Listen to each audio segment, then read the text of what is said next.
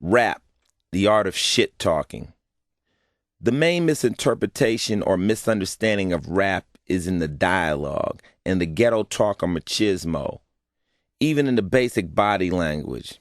This is what I call shit talking. Most of rap is nothing more than straight up black bravado. Too many people take shit talking seriously because they have no frame of reference. The art of shit talking is responsible for me getting out of crime and getting into rhyme. The best way for me to explain my point of view on hip-hop and its influence in general public is to give a brief history of Ice-T the rapper. Rapping is something you pick up growing up in the ghetto. I used to recite rhymes for the gangs. I used to tag, Crips don't die, they multiply. In the gang, I'd write these slogans on the walls, but they were more hustler-style rhymes. When I heard the record Rapper Delight, I thought, shit, I can do this.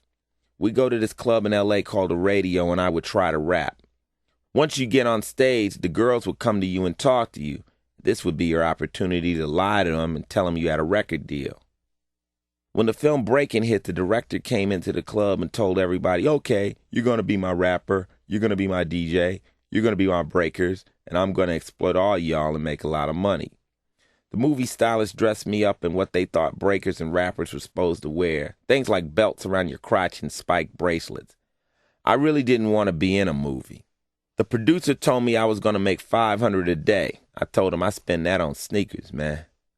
I did the movie. I tried to rap like New York rappers. I was trying to rap about house parties. My buddies were all laughing. They would say to me, Ice, how you going to rap about rockin' house parties? We rob parties, man.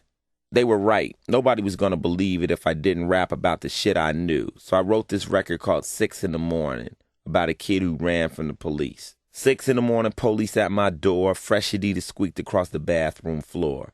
This song was the beginning of what is now called gangster rap. I called it reality-based rap because I used real situations and brought them into the record. That's what I've been doing for a while now. I rap about my life. This is the way the world I come from is.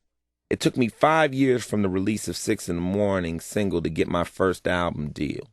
For those of you who want to get into the rap business, be patient. It takes a while. Finally, I found Warner Brothers Sire Records. A man named Seymour Stein signed me.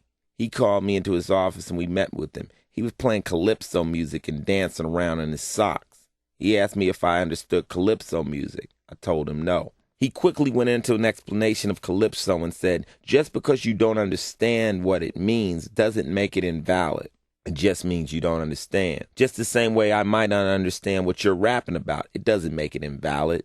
So go ahead and make your album. I know you know what you're talking about. He told me I was like the Bob Dylan of the streets. I took that as a compliment. We made the album Rhyme Pays, and when Warner Brothers came to me at the label and said they wanted to put a sticker on a record, I asked why.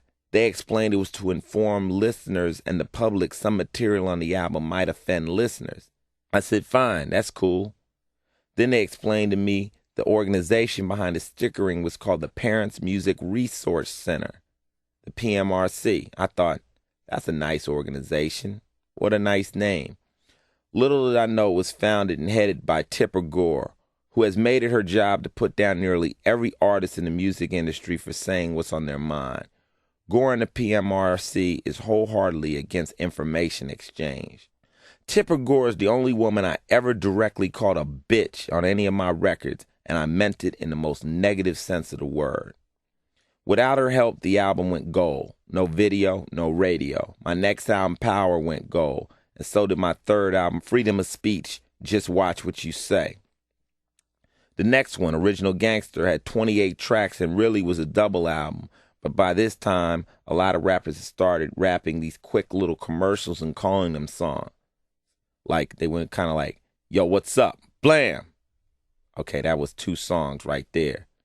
So I didn't get credit for a double album, but the album featured 24 complete songs. After Original Gangster, we were rolling, so we decided to come out with this group called Body Count.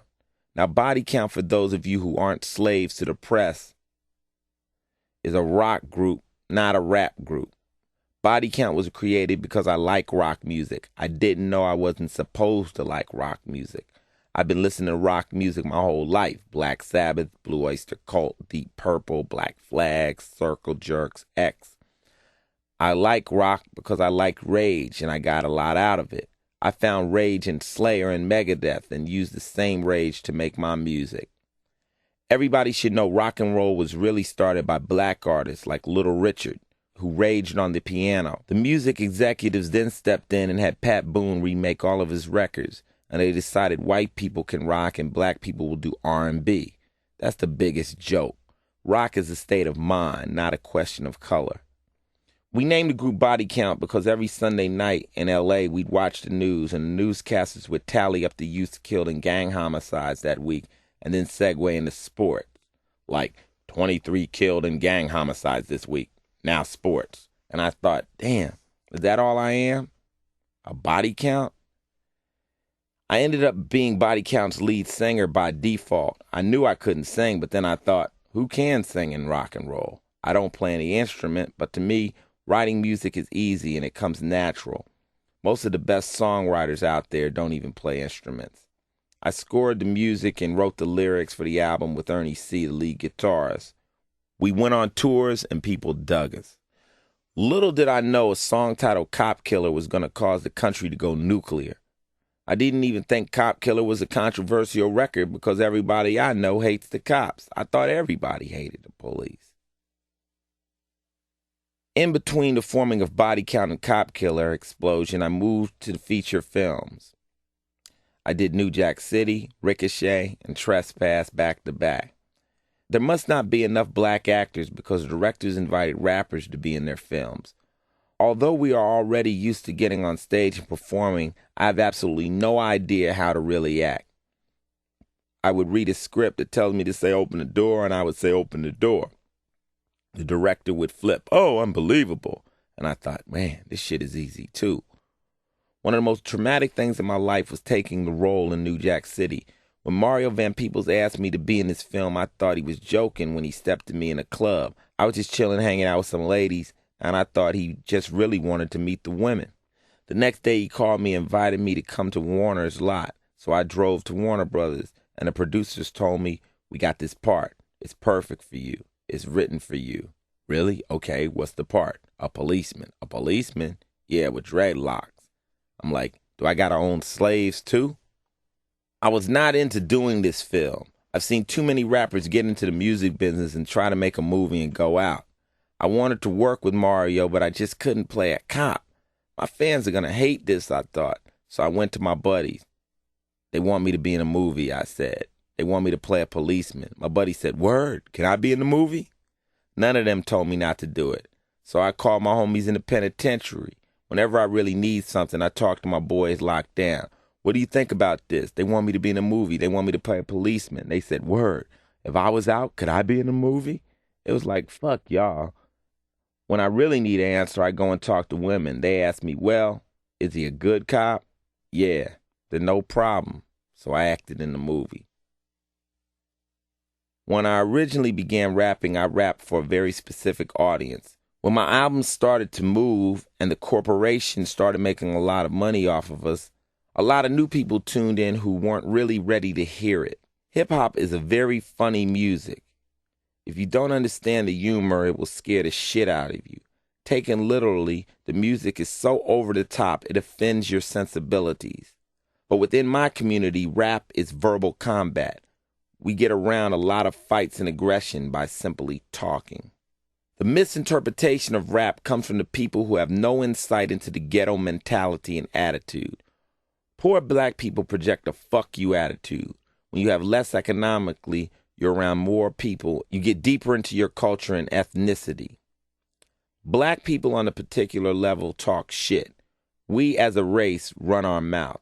We talk a lot about each other's mother. We talk about each other's head. When rap first hit the scene in the ghetto, it was really role model music because it uplifted the community to feel we finally had a chance to be heard. It became our means of information or exchange ghetto to ghetto from city to city. New York kids never knew about LA kids and Texas kids. Now with rap, we talk, we communicated. We all talk the language of the ghetto. I'm from South Central Los Angeles. I use the word nigger. I use the word bitch. That's how I talk. That's how my audience talks.